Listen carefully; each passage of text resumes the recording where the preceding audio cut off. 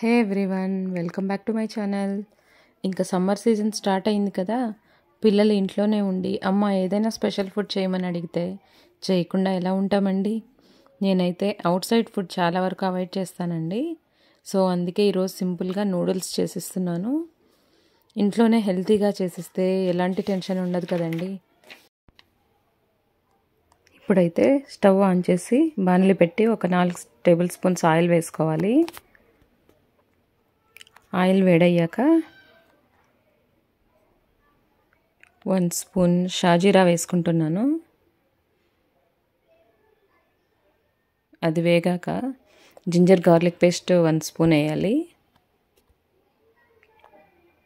అది కొంచెం ఫ్రై అయ్యాక ఆనియన్స్ కూడా వేసుకోవాలండి. ఇలా పొడవుగా కట్ చేసుకుంటే త్వరగా మగ్గిపోతాయి, నూడిల్స్లో కూడా కలిసిపోతాయి అన్నమాట. ఇవి కూడా కొంచెం వేగాక బీన్స్, క్యారెట్ యాడ్ చేసుకోవాలి.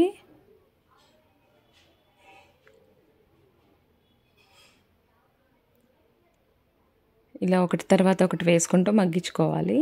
గ్రీన్ చిల్లీస్ కూడా వేసుకోవాలండి.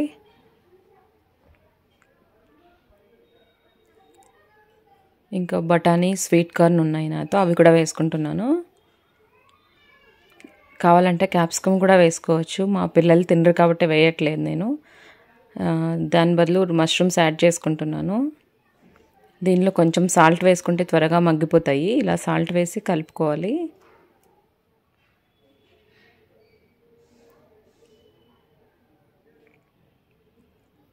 ఇప్పుడైతే మష్రూమ్స్ కూడా యాడ్ చేసుకుంటున్నానండి.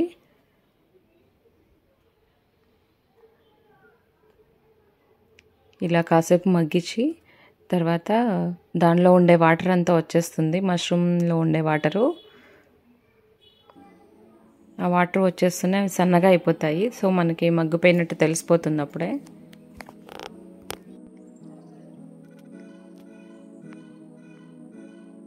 ఇలా మగ్గిపోతాయండి. ఇప్పుడు ఉప్పు, కారం యాడ్ చేసుకోవాలి. సాల్ట్, కారం, కొంచెం పెప్పర్ పౌడర్ కూడా యాడ్ చేశానండి. సో ఇవన్నీ ఇలా మగ్గిపోయాయి. అన్నీ ఇలా మగ్గిన తర్వాత 1 టేబుల్ స్పూన్ సోయా సాస్ వేసుకోవాలి.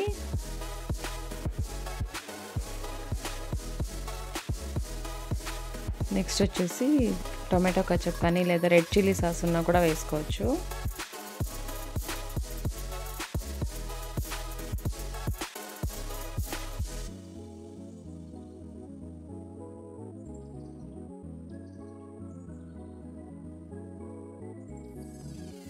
తర్వాత బాయిల్ చేసి పెట్టుకున్న నూడిల్స్ వేసుకొని బాగా కలుపుకోవాలి. ఫైనల్గా స్ప్రింగ్ ఆనియన్స్ వేసుకోవాలి. ఇవైతే మా గార్డెన్లోవే ఫ్రెష్గా తెచ్చుకొని వేసుకుంటున్నానండి నేను. స్ప్రింగ్ ఆనియన్స్ చాలా బాగా వచ్చాయి మా గార్డెన్లో. తర్వాత కొత్తిమీర కూడా వేసి బాగా కలుపుకోవాలి.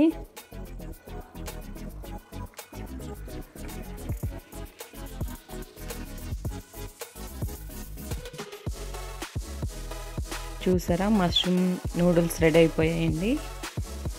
ఇప్పుడు సర్వ్ చేసుకోవడానికి రెడీగా ఉంది.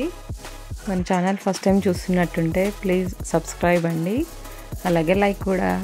Thank you for watching.